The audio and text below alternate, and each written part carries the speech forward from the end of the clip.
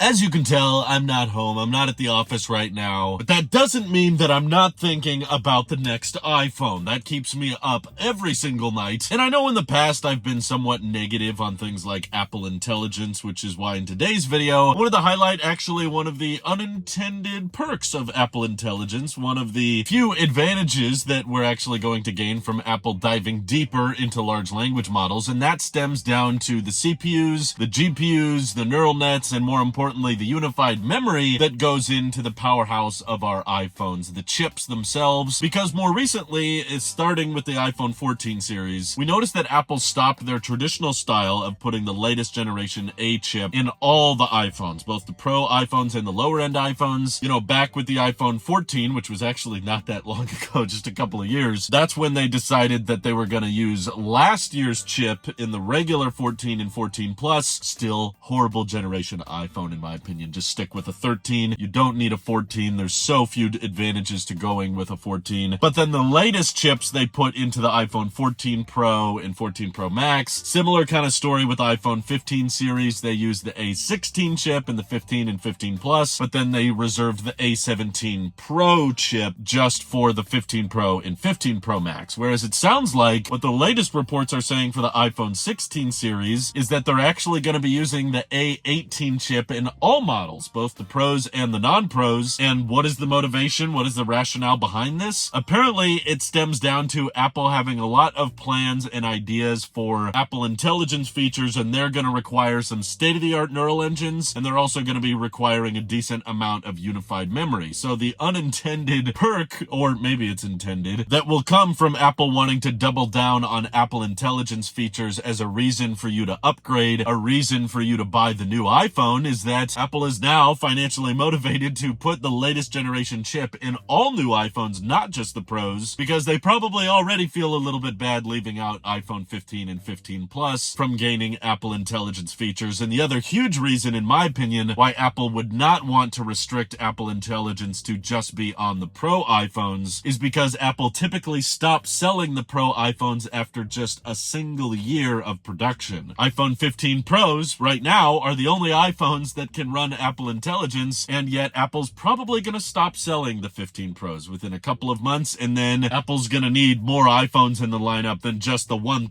iPhones in order to keep selling Apple Intelligence. I think it's a little too petty, even for Apple, to assume that everybody needs to buy a $1,000 plus iPhone just to be able to access the latest iOS 18 intelligence features, which is why it's going to make a lot more sense to bring the A18 chip to the regular iPhone 16, which I've got to admit, by the day, just seems like a better and better deal. Of course, everyone's still going to complain that it has 60 hertz, but as I try to remind people, a lot of average everyday consumers aren't going to care. A lot of people I've straight up tried simply do not notice the difference between 60 and 120 hertz. I find the difference very noticeable, but a lot of people out there literally cannot tell. But thanks to its new camera positioning on the back, that means it will have spatial video support. It's still going to be the smaller one, so if you prefer smaller iPhones, the regular 16 is going to be cheaper and have the 6.1 inch OLED display, still a very bright panel, still probably going to have the faster USB-C ports, and it will be getting the A18 chip. But the question still remains, even though Apple may brand it as the A18 chip, will Apple still brand an A18 Pro chip for the higher end iPhones and just give those maybe non-binned GPUs or a little bit more unified memory? Will there be more features essentially for the A18 Pro chip that they don't give to the iPhone 16? I don't know, but it sure makes for an awkward stage in iPhone history, right? Where we had a couple of years where they decided, yeah, let's have the latest chip in all the new iPhones. Then they went, wait a second, let's just give the new chip to the Pro iPhones. Then a couple of years go by, and then we go back to, actually, let's put the latest chip in all the new iPhones, but we just give a few more advantages to the Pro iPhone chip. And will they be worth it? Probably not. But it'd be really interesting if Apple actually starts offering, you know, like 12 gigs of unified memory to the Pro iPhones and only 8 gigs to the non-pros, just enough to run those large language models. But Apple will more than likely come up with some more Apple Intelligence features that are compatible with the Pro iPhones and not the older ones. This is the part of Apple Intelligence that you guys know how I feel about. I'm not a fan of more and more hardware features and more software features that they find a way to restrict to just the latest hardware or just the more expensive hardware. But apparently this is the world we live in, right? If you want to make digital assistants better, you need need large language models, and those are RAM-hungry models that need the biggest, baddest neural engines in the town. So essentially, every day, more and more, I'm liking the idea of the regular iPhone 16 model. I think that's going to be the model to buy this year. My guess is the real main advantages of the 16 Pro and Pro Max are going to be their capture buttons, and if you like big displays, and you cannot lie, they're supposed to be the biggest screened iPhones ever this year at 6.9 inches. I don't like the trajectory of someone who likes smaller iPhones. I want the minis to come back. Sounds like a 6.1 inch iPhone is going to be the new mini here pretty soon. But what do you guys think? A18 versus A18 Pro. Does it make sense, in your opinion, for Apple to kind of keep some symmetry between the latest iPhones and the latest chips? Or do you think there shouldn't be an A18 Pro chip? Should we just have the latest iPhone chip and that goes in all the latest iPhones, Pro or not? All those thoughts, let me know what you're thinking down in the comments below. And thank you to everybody supporting the channel directly. Seriously, helps us out a ton, as does just watching these videos. So thanks again. This is your Apple Sheep here, and I will see you all in the next one.